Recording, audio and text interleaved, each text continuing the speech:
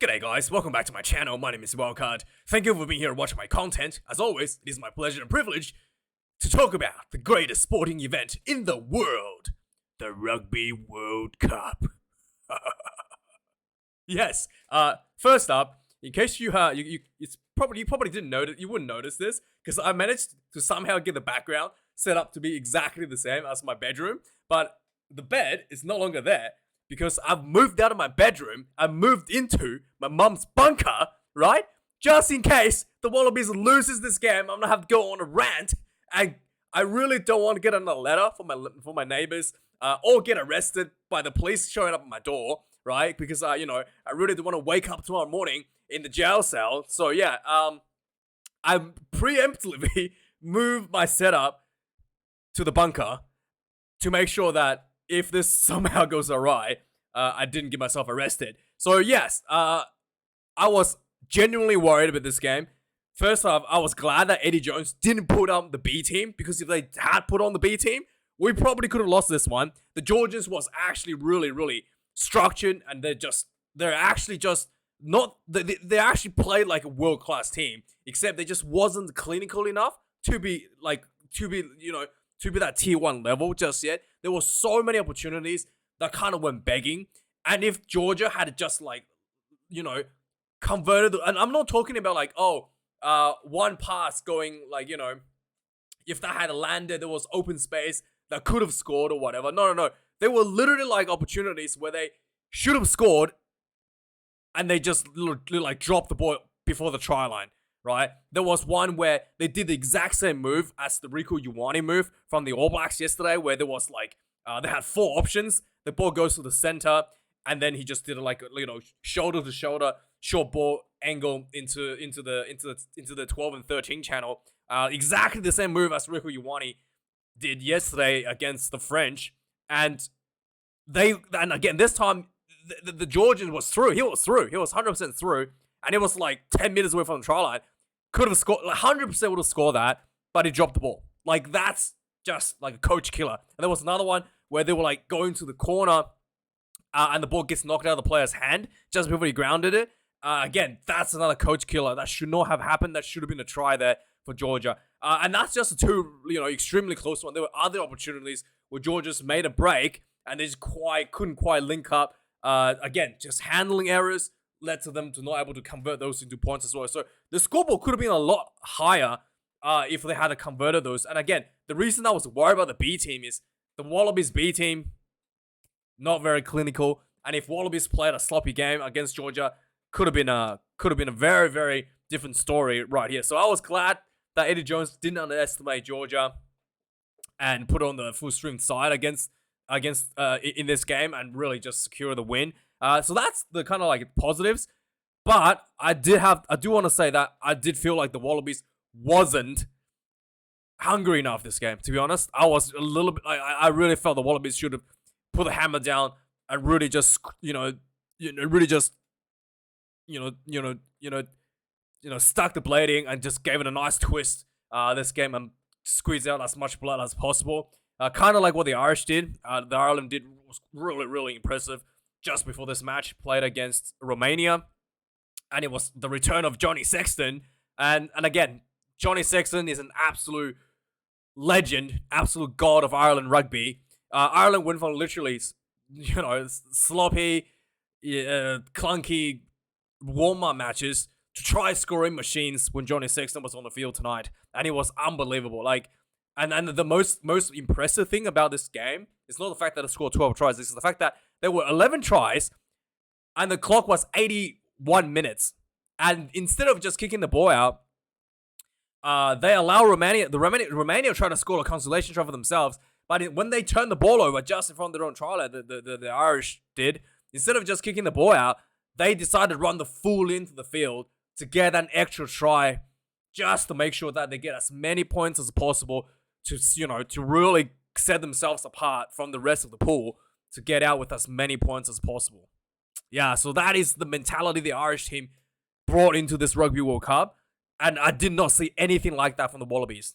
And this should have been a game the Wallabies try to extract as much value as they can, considering Fiji and Wales are two teams that could potentially knock them out of the pool. So point difference could be very, very important for the Wallabies, and they just didn't really care. They just I get it. They wanted to give more kicking points for Donaldson, but just the overall commitment to the game. I did feel like the Wallabies was lacking a bit of a mental commitment to this game. To be fair, so obviously the scrummaging was quite even. Like, that's an area I felt the Wallabies should have dominated a bit more, with Tupou and Angus Bell being two of the best scrummagers. I thought at one point, at least, I would rate them as two of the best scrummagers in the world, like up there, like top 3 maybe. But again, I know Georgia has like a history of having really good scrummagers. Apparently, they have 32 props in the French league. But I just think that the Wallabies should have done a bit better there. The lineouts was quite sloppy in the second half when Fazler came on, and 3 lineouts lost in a row. Like, that should not be remotely happening against anybody. Losing 3 of your lineouts in a row. Wallabies wasn't punished for that because against Georgia, but if that was against any other team, that would have been a disaster. 3 lineouts in a row you lost in about 10 minutes in the second half was just I was horrendous. And with that being said, the goal kicking was much improved. So Eddie Jones has opted to put in Donaldson, someone that was 60% last year. He was, to be fair, he's 80% ish. I think in Super Rugby is much better from last year, and he's been entrusted with the goal kicking. But Eddie Jones in this match, and he showed that he's actually quite good. He missed the first one. He looked very nervous, and then he just got himself into the mindset and kicked over all the goals, and scoring 2 tries as well. And he got man of the match, so I was very happy for him. So that was a really good performance by Donaldson, despite not getting any game time at all during the Rugby Championship. He actually proved that he deserved to be a spot in the Wallabies, which was a big thumbs up for me. Anything else I want to talk about? I think that's about it in terms of the summary. Let's go through some of the stats. So the Wallabies 4 tries to 2. They did get the bonus point, but again, the key here is having as many points as you can, I think, and they just didn't really have that commitment to go for that. Also, they did allow the Georgia score as well just before full time, which is, again, it's that mental fortitude of just having professional, grit to not allow your opposition, to not say fine, we got the bonus point, that's good enough, to really try to make a statement, try to have that professional, have that perfectionist ideal in you as a professional rugby player, and try to keep the scoreboard, to keep your opposition from scoring even till the last minute. It's really important. It's just, I was really disappointed to let out a sloppy try at the end, and in fact the Wallabies defense was really sloppy late in the second half. Like I said, Georgia probably could have put some more points on the board if their handling was a little bit better. So yeah, 4 tries to 2, 723 run meters and 560. The run meters is really high, I've noticed, in the Rugby World Cup, and I think it's because the way they keep the meters, they track the meters is a little bit different. Because you 723 is ridiculous. You almost never see that in test matches. Even 563, it's on the high end. And so that's I think it's the way they track the meters might have changed. We'll have let me know if you know something. So the turnovers conceded quite bad for both teams, but Wallabies be more disappointed in that. 17 turnovers conceded. Yeah, like I said, that's just sloppy. Should not be giving away this many turnovers against Georgia. Georgia considered 16 themselves, and this is another area where the Wallabies, again, very disappointing. 72 tackles made, 21 missed tackles. Georgia had to make 158 tackles and only missed 20. So Georgia had much better tackle completion rate than the Wallabies. Yeah, again, just sloppy defense. Marika Combeti was outside center, and again, he really was exposed. It seemed to me like his defense, because he normally plays on the wing, his defense has always been shaky. But the fact that he was put in the outside center after the substitutions were put in, it really looked like his defensive issues are really starting to show a little bit more there. Kicks in play, 40 for the Wallabies, 35 for Georgia. Lots of good jockeying for positions. And the goal kicking, obviously, only one missed for the Wallabies and one missed for Georgia. Donaldson was quite good in both. There were kicks that was right on the sideline. He managed to land those, which I was pretty happy about. This is the lineouts: 15 lineouts for the Wallabies, 11 for Georgia. 3 lineouts lost for the Wallabies in the second half in a row. That was to Matt Fazler came on and just completely was not able to get anything working for the Wallabies. The Georgians lost 3 themselves as well. There was a few there was a couple that were just kind of like just like the accuracy issue for the Georgians as well. A positive for the Wallabies now. The penalties conceded 7 against the Wallabies, which is much better than the 14 that they used to get. So yes, I'm happy about this. As the Wallabies, the Georgians 13 penalties conceded, 1 yellow card, cynical offside penalty. I thought there could have been another yellow card. There was one point where Craig McDermott took a quick tap, and it was tackled from behind with a high tackle as well, like a seatbelt tackle around the neck. The referee said that the tackle wasn't dangerous, so no yellow card. But I still thought that was should have been a yellow card because he made the tackle from an offside position. But referee thought whatever. So yeah, that was pretty bizarre. But I'm not too worried about that. I mean, Luke Pierce is a good referee. If he felt that was okay, then I'm not gonna argue with that. So yes, let's go through the point summary and see some of the moments of the game. So the Wallabies actually came out quite good. Immediately, I think it was Donaldson that kicked the 50-22, and then basically allowed the Wallabies to do a line out inside the Georgia 22. The ball comes out, quick plays, crash balls downfield, and then ball gets spread out to the sideline. Jordi Patea had one player outside of him as well. He tried to kind of like wiggle himself through to see if he can, see if he can just create some space for his winger, but he managed to just wiggle himself through without using the extra player that was outside of him.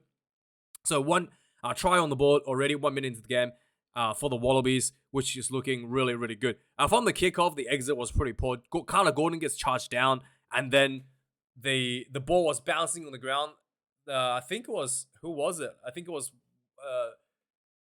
McDermott that went to kind of like try to get the bouncing ball, and then he bumped one of the Georgian players, and the referee deemed that taking out a player in the air, which I thought was really bizarre. So that was a penalty right away against the Wallabies. Georgia kicks 3 points right from the kickoff. So 5 points to 3, 5 minutes into the game. The 10 minutes into the game, Marika Corambetti makes a nice break for the Wallabies in center field. He found he was kind of like fed a ball where he kind of did like a little loop behind, and he just ran straight like through a little gaps in a field. And then the ball, he gets tackled, and then the ball goes to the shore side. McDermott just quickly switches to the shore side, goes to Jordi Patea. Jordi Patea just like showing that he's really starting to grow as a center. There was really little space to work with, but he still was able to just commit himself to like 2 defenders, 2 maybe 3 defenders, and then still managed to get an offload off to Nwanga Nitawasi on the wing. Slips through the little gap that was created by Patea for the second try. Donaldson converts this one from the sideline, which was a massive sigh of relief for me especially if he missed the first one from the other side of the field. And then the game kind of slowed down a bit. Like I said, the Wallabies just didn't really look like they were that committed to anything. They get a penalty 20 minutes into the game. They just taken that penalty for 3 points. So 15 points to 3, 20 minutes. The Wallabies were showing some good scrum earlier as well, but they really couldn't turn that into any scrum dominance. I think Georgia actually had 1 scrum penalty against the Wallabies. They actually did get one in the first half, second, but they did get 1 scrum penalty against the Wallabies, which I thought was quite impressive. 20 minutes into the game, the penalty for Donaldson was actually from a scrum penalty from the Wallabies, and then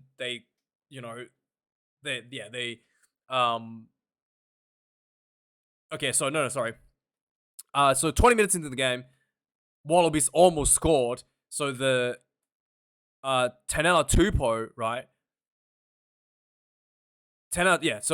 Sorry. The 3 points before this was actually kicked at 13 minutes. 20 minutes now, the Wallaby gets a scrum penalty. They go for the line out. The liner comes down. They just kind of like truck the ball a little bit. Lots of pick and go. Tupou actually looked like he went over. And then he actually drops the ball just before the try line. The referee was going to check it. Tupou just like, nah, don't worry, checking it. I dropped it. So it was saved everybody for a lot of time.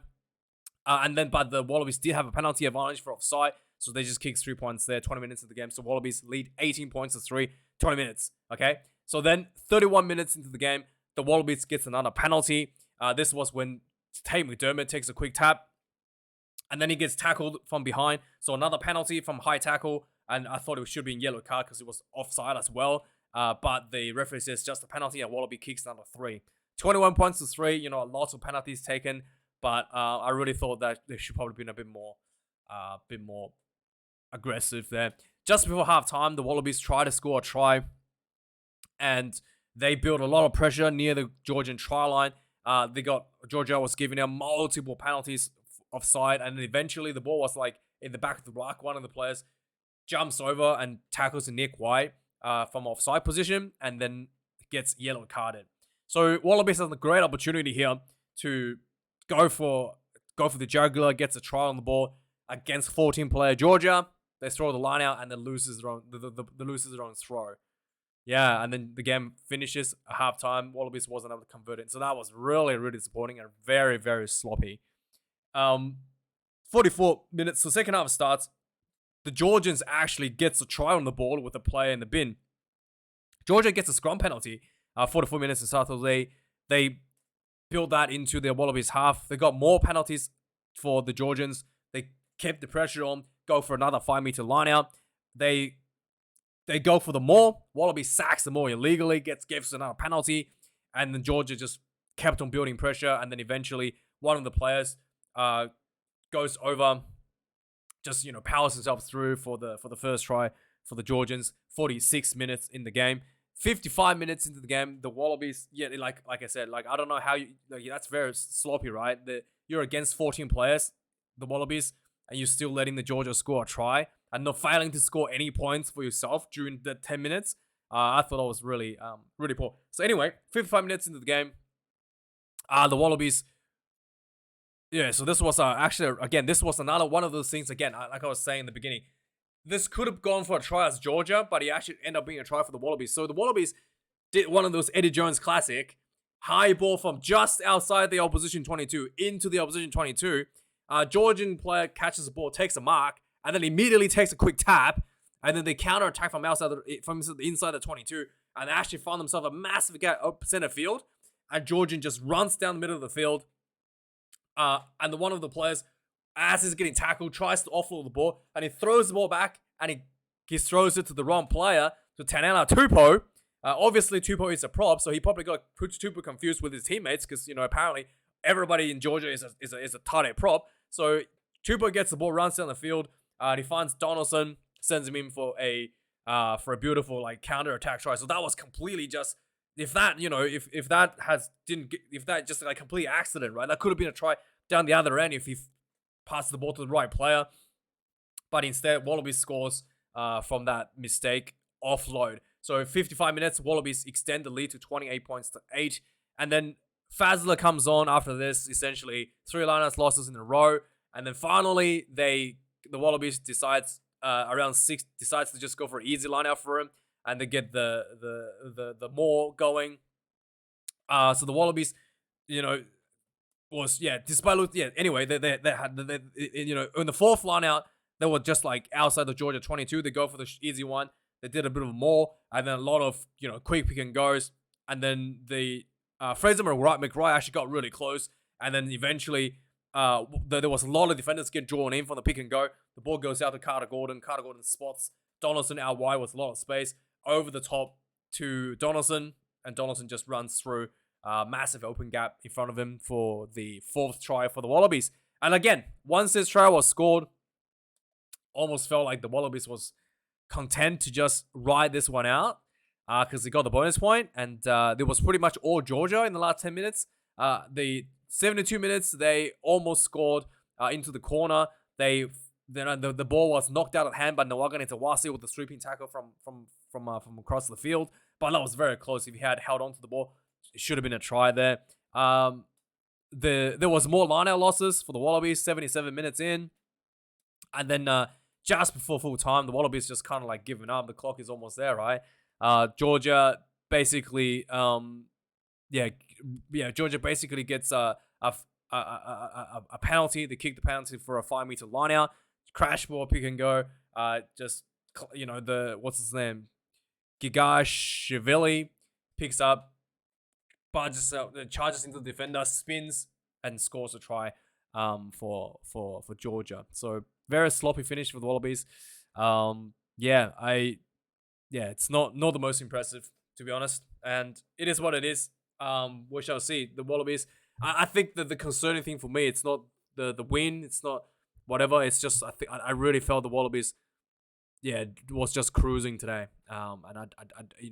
Considering what the Irish did, I thought there was I wasn't very that impressed, to be honest. Anyway, let me know your thoughts, guys. Thanks for watching. And I think what I'm gonna do is I'm gonna do like a lot of the smaller games in like one big, just like recap, and then I just do the bigger games that people are more interested to see.